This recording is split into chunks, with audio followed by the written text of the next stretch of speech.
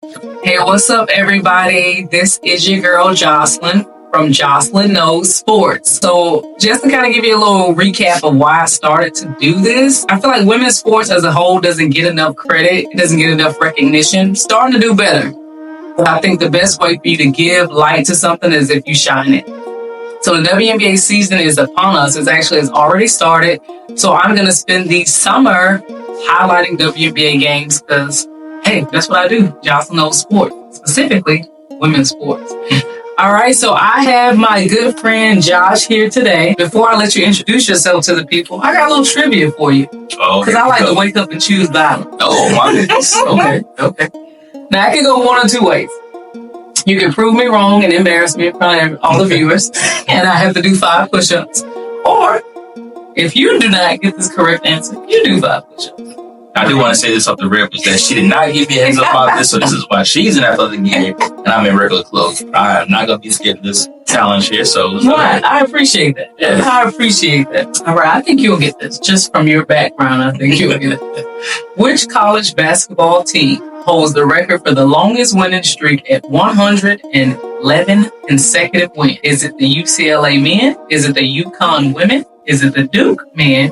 Or is it the Penn State women? I'm going to go with UConn women. UConn women. All right. For the viewers out there, I am 0 for 2. So I'm going to knock out my 5 push-ups. There you go. You know what? Deep down, I'm trying to get buff anyway, so it kind of worked out in my favor. Hope you did your stretches before you did this, so. I ain't no counting. They're cracking, though. That's right here. Extra. I had some cracking. I gave him 1 extra. I'm cracking my bones. I see that. All right. So while I gather my breath, I'll go ahead and let you introduce yourself to everyone, kind of a little background of what you do, and then what ties do you have to women's athletics? I know you and I have kind of spoken about that. Yeah, so my name is Josh Ritter. I'm a sports event manager, so I'm happy to be in the sports industry. My background, I fell in love with sports at a young age, like everybody else and stuff, but really, back in like the late 80s, early 90s and stuff, especially from a basketball standpoint, but just going from there. So my ties to women's sports really goes back to my sister, Jennifer. She played softball from Little League all the way through college. So I used to travel with her for travel ball, switch all her tournaments, her games and stuff like that. So it was very exciting and stuff. Just get the sports in the family. And then along with my family supporting her, we all enjoy the sport. So half my family's from Michigan. So especially Detroit, Wolverines, Detroit Lions kind of living. My dad's side of the family's here from Florida. So, okay. We grew up here in Central Florida area. Definitely root for my home teams of Orlando Magic, Tampa Bay Buccaneers. Okay. Magic doing their thing. Yeah. We got game 7 today, going up to Cleveland, so I hope the boys come ready to play. But yeah, it's the excitement and stuff, man. I love the business aspect of the sports. I love the sports in general. The drive that these athletes have from both women and men. It's just something amazing. You can just see it every day. Hey, I like that. And shout out to you, Jennifer. You may not have known it growing up, but you made a difference in your brother's life, which ultimately made a difference in a lot of sports fans' lives, because he definitely does a lot for the sports industry. So I'm going to get right into the questions. Okay. Number 1, why do you think the topic of women's sports has become so popular the way it has lately? I kind of want to say it's a little bit sad as it kind of rolled like a roller coaster over like the last decade, 2 decades and stuff, like starting with the jury question, the women's winning streak and stuff. So UConn basketball for women was huge. At that time too, right? You had Tennessee Volunteers, had some. So that was kind of its peak at that time, and then it kind of like downtrended and came back up. But I think with what we've just seen now from women's college basketball, that much star power, right? It wasn't 1 or 2, maybe 3 players going to the draft. It was like 6 to 8 players going to the draft, and let alone what you have the national side of it. I guess it started from college basketball and stuff. I mean, now the players have NIL deals. They got a lot of money. Yeah. Saw them on that red carpet, Prada down. Beautiful. You just look at this stuff. Everybody came with their own style. Yes, very unique style. But also, too, like you look at it now for this decade era and stuff, we have the internet and stuff, social media. It's true. So there are more exposure to what they're doing, right? Showing the training videos, showing what they're doing on road trips, team collaboration. So I think over the last 2 or 3 years, you've seen that women's sport grow. And then also from a coaching standpoint, right? Like Don Staley with South Carolina. Love me. There you go, yo. You might go. Yo. You might go. But Coach Gino stuff, the UConn stuff, with his longevity that he has up there. So it's all complemented there. And then main top is Caitlin Clark, what everybody's talking about right now. I'm glad you brought up Caitlin Clark. But I love the fact that you realized that trivia question was to kind of bait you for number one. See, that's why he's my guy. We equally yoked. You see that? He already knew what I was doing. But speaking of Caitlin Clark, or as I like to call her, CC. What do you think is a bigger headline going into the WNBA season? Is it my girl CC and her impact on the game? Is it 3 teams before, because we're still in the preseason mode right now, selling out their season tickets prior to the starting? Crazy. Is it my girl, Asia Wilson, being one of the most top 100 influential people in the world? Or is it the big controversy, which I don't know why it's new now, but the WNBA versus NBA salaries? I mean, you and I both know they have been completely lopsided for years, but now I think just because of the NIL deals and all the things that you brought up, now people realize like, hey man, these young ladies making minimum wage. Personally, before I even get in that question, I feel like the whole thing with Brittany Griner should let people realize that these women need to be paid more money, because she never would have been overseas if she didn't have to play overseas ball to support her family. Exactly. Yeah, so I'll just go back to the front of that question and stuff. I think it's a great culmination of Caitlin Clark now being the WNBA, the Las Vegas Aces, back-to-back champions, Asia Wilson and stuff. She was robbed last year, my personal opinion, for the MVP. I agree. I think it's growing more now, right? We talk about that star power and stuff. But now you have, more teams that people are going to watch and stuff versus just 2 or 3 teams, which we see in the playoffs. So now you have Angel Reese, Camilo over in Chicago Sky. That brings a lot of star power for them. What they're doing, New York Liberty, now Indiana, they have Leah Boston, right? Yeah. Number 1 pick from last year and stuff. So it's all very exciting and stuff. I think it's just a great, perfect storm, getting everybody hyped and ready to go. As you mentioned before about the venues, a lot of them had to move their games because they needed viewers coming in too, right? And on top of that, you got to assume probably too, the Las Vegas Aces are very popular. Everybody wants to see them because they kept their team together. Well, shout out to Candace Parker. She retired earlier this week. Hey, that kind of, I was hoping to see her one more year. She threw me off with it. Yeah. It was a surprise. But she's a great icon player that we have there and stuff like this. So, but I think the Aces are going to still have that team that's there with Jessie Plum, Asia Wilson, and the other star players that they have. So, I think it's just a lot that's going into it. Right now, it's a lot of the pre-hype, right? Just like NFL soccer, right? All the rookies being drafted, all the hype, free agency, everybody's excited to begin the season, and then when preseason games start playing, you dip into it the first 2 weeks, and realize, all right, hey, it's going to be like a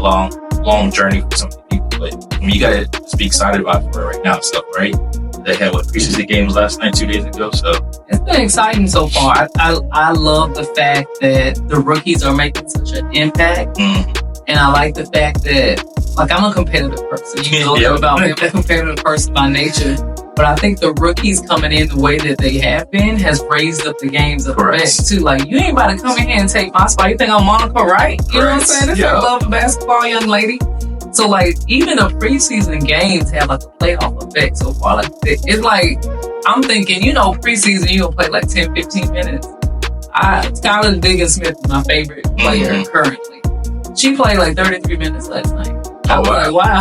A vet, putting their time in and stuff. Yeah. So these vets are not playing with these rookies.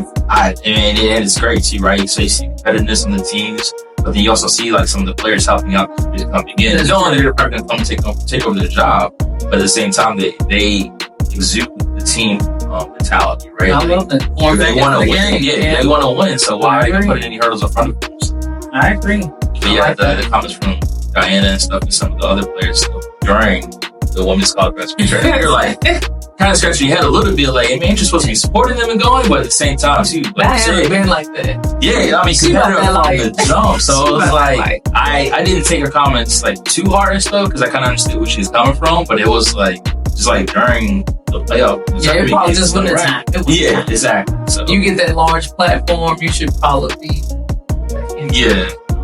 I side interview and stuff. Yeah, that's a conversation between me and you, not between all of us. Yeah. But you also mentioned Brittany Griner and stuff, right? And then I think they had posted an article that I seen. I read like about 3 or 4 days ago and stuff. Kind of she talked about her experience in that prison and stuff. And at the time, right? Everybody, when you see something go wrong and stuff, you automatically point that person to the floor, right? the greatest thing that she did too was that she took ownership of the fall, right? She said it's mine and get it, didn't plead guilty to what she did and stuff. But then went through like 9 years and all, like, oh my God, over in Russia, which they already hate American people. I was gonna say, you go overseas and you do some stuff over there, they even want to chop your hand off. Yeah. They still go by that very old system of discipline. So it's definitely not a place to get in trouble with. Yeah, you touch base and stuff, man, because, that's when Diana was speaking about it too. She was like, this is why we have to go overseas. We have to support our family, what we have. So Brady was supporting her family because, WNBA is going short season. They only make so much money here, and then they had to go overseas to make that money there and be there. But it was wild because you would think like the team she was play for, the ambassadors over there, would support her. Yeah, she didn't get nothing. And to be honest, if she wasn't Brittany Griner, she would still be there. If she was one of these like young people that's trying to make the roster, I'll use my girl Brie Bill. No shade, I actually like Brie Bill. But like, she's not a big name star. She's not a household name. So would the president have even been involved with somebody who's not as big on the radar as Brittany Griner? So to me, it's unfortunate that people will have to go overseas to play. When I was looking at the salaries of it, not to get off topic, probably one of the bench players in the NBA right now makes more than the biggest star in the NBA. And that's wild to me. It's crazy. So, wow. But just real quick before we leave off Brittany, so I just want to shout out her wife, supporter. Hell her down. Man, what? I mean, she was at the forefront of everything and stuff, right? Like, she was pushing it from the White House and stuff, and she was there holding it down. So, I mean, that's love right there. That is love right there. I think they got a baby on the way too, so congratulations to y'all. And if you got a sister, just let me know. Give me offline. So we're going to move on. Speaking of Brittany Griner, who is a former MVP. Correct. Who do you have right now? I know it's early, but who do you have as a possible MVP in the WNBA this year?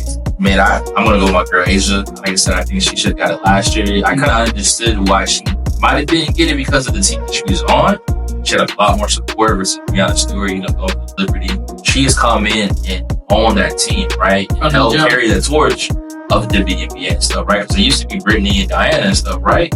And now you have Asia coming in and stuff, and that's great, the work that she has. I think she's going to be really highly motivated again this year, especially I think she's going to feel snow from last year. Yeah, you're right. Coming with that chip on the shoulder. Yeah. She was like, what are you talking about? Like, I have like 20 points a game, doing double-doubles. Yeah, everybody was like, we had the best winning season, out of all the teams, and we don't get it. But, Brianna Stewart, she put her best foot forward too as well. So I think it's kind of going to be those two right there. But, they have a couple other players that can come in right behind them and stuff. They're talking about, Alicia Thompson. She's up there, age 32 and stuff. So her time is probably... She got to get it now? Yeah, that's what it says. Like, this is her time now. So I think it's about a two-person's race right now with about two or other people coming in right behind them. See how the season goes. I agree. Asia Wilson dominant. She's dominant. And I can see her. I agree with you. I can see her having that chip on her shoulder. She don't let nothing. That's the great ones, though. The great ones, they hold it and stuff, right? The Kobe's, Michael Jordans, all those great players and stuff that we see, they just don't let it go and stuff, right? When they tell them you can't play defense, when they come back and see they play defense. Lockdown. You can't rebound. Yeah. What do you do? You got the rebounding chance, right? I agree. I agree. I love you some Asia. All right, so we're going to flip that, back it up and dump it. Who do you see being Rookie of the Year? I think America has already voted, but I would like to see someone else possibly get it just because she's already got so much. I mean, the way they treat this young lady, she might be the MVP. It's kind of, like you say, it's almost kind of given to her. I mean, it's going to be a lot of the rookies coming in and showcasing what they can do. But I think like her, like we were talking a little bit earlier about her first recent game, she had 16 points in the first half. She 21. Yeah, she hit three. They got like an image of her crossing over a girl and stuff already. I mean, it's kind of like hers to lose, right? So I mean, you get Cameron Burke over with other Sparks, and she's gonna take time to develop, get used to playing the post in the NBA. I forgot the Tennessee guard who got drafted. Oh my girl, Rikia Jackson. Yeah, I think she'll come in too with some competitiveness. And, she's gonna be what about me? Not what about me. She almost had the. Yeah, she's gonna be like, hey, I'm not lowercase and stuff here. So it's going to be really fun to watch this season. A lot of the top. Don't forget about my girl. Topics. They'll buy you Barbie. There you go. I almost wish they could give it a tie. We know they not. Yeah. But I'm like, I think there's so much talent there that it's like, I feel like it has to be more than one. Like, I think you said that with our first or second question. You got like 6 heavy hitters right off the bat. It's so hard to choose, I think. Like, usually, like, when Aaliyah Boston, I knew she was going to be I can't even remember anybody else that got drafted last year. Because her name was dominated, right? And she dominated every game. Well, she was voted an all-star too. Yeah. So it's crazy. She made the playoffs. Oh no, no, they didn't. But yeah, so we'll see. I'm pretty sure it's easy, but we shall see. Yeah. So I think I know the answer to this. That is true. Health is a big thing. Cause like they start so quickly. I feel like the draft was like yesterday, with the preseason was last night, and now they're playing already. So it's like you don't really get that time to condition, especially with rookies. Like their body isn't used to that high pace intensity of the game. So yeah, that's what I was about to ask you and stuff right before we got to the question and stuff. Is that they just said that the WNBA draft 3 weeks ago? Yeah, they say that they go right into their training camp already, and then they're starting like preseason games and stuff. So I mean, for her, you got to think about it too. Not only their own training regimen that they did, right? What they were doing in college basketball and stuff, we were playing stuff. When did they get the break? Because it was talking about that rookie wall. So a lot of people just come in and stuff. So you're hoping she's taking care of her body, resting, what she does and stuff. I mean, but it's different in WNBA versus college, right? They're not flying on private jets. They're flying commercial planes. Some kind of things written in whatever the union contracts. And they play like every day. Yeah, you can play like every day. No all time, like I said. So you're hoping that her training comes through and she takes care of her body and she stays healthy, along with the other rookies that are in and stuff. But I mean, it's like back to back, and then we got the Olympics coming to go for 2. Oh yeah. So they're gonna be on the go for 2 years straight. You think about it and stuff. So because they even talk about for NBA, like Victor, right? I mean, he was playing overseas. He was playing for his country. He played in the Olympics. So that's why he was like limited in minutes, games. He was in back-to-back games. I know they have a longer season, so look at the women's sports. They don't have the conditioning is hard. Yeah. Like you gotta know Asia Wilson gonna be starting on the Paris team just like she be starting for the Aces. So maybe not so heavy as a rookie. I mean, for the Olympics in Paris. I'm sorry, she would be starting for the U.S. team when they go to Paris. So like Asia Wilson about to log some heavy minutes this summer alone. So I can see maybe not so much for like a team like the Sparks, right? Because they got my girl Rakia, they got Cameron, and they kind of got some vets that are making a name for themselves. But you look at the Aces, you can have 3 or 4 of their people on an Olympic team. Yeah. You mess up, you get hurt or anything. Yeah. So they're the ones I think like those teams that are like the super teams, as people dub them. They're the ones that are gonna have this issue. They're playing more than everybody else. We shall see. Yep. Side note, I wish I could have got an invite to go to Paris from anybody. I know. We'd love to fight on them and stuff. I know, right? God's time. So if y'all hear us over at ESPN, y'all want to send us somewhere, we'll go. So we'll go. Take the podcast and go. So maybe we'll set up a little table inside. I know, right? We don't need a lot of space. No, 5x5. Stay it out. So we're gonna go to the last question. I think I kind of know which way you're gonna go, but you may spice it up for me a little bit. Which team do you think is gonna win it all? Early? It's early on, but I think it's like 5 teams right now I can think of. But I think it's one that you spoke about that is most dominant. Yeah. So I'm gonna give a shout out to my guys and stuff. We actually just did a Vegas trip a couple weeks ago and stuff. We started, and it's true. Yeah, it's okay. This is our first annual one. I say to say this, trying to visit like venues of winning champions, right? Like, so it's all the Golden Knights for Vegas, the hockey stadium. Yeah, they are. So we spent 2 days in Vegas. We went to a hockey game, right? That was the main group of getting there. So we're sitting there throwing out there like, well, the Aces also play here too. So they won a championship. We get to come back to Vegas.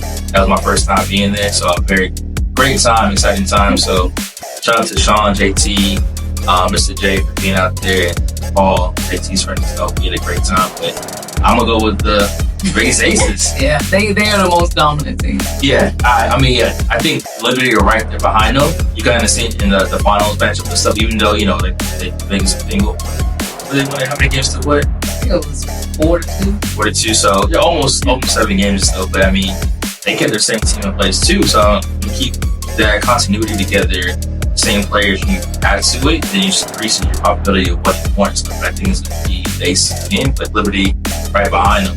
When there was a dark horse team last year, came behind them. So keep your eyes out for the Seattle Storm.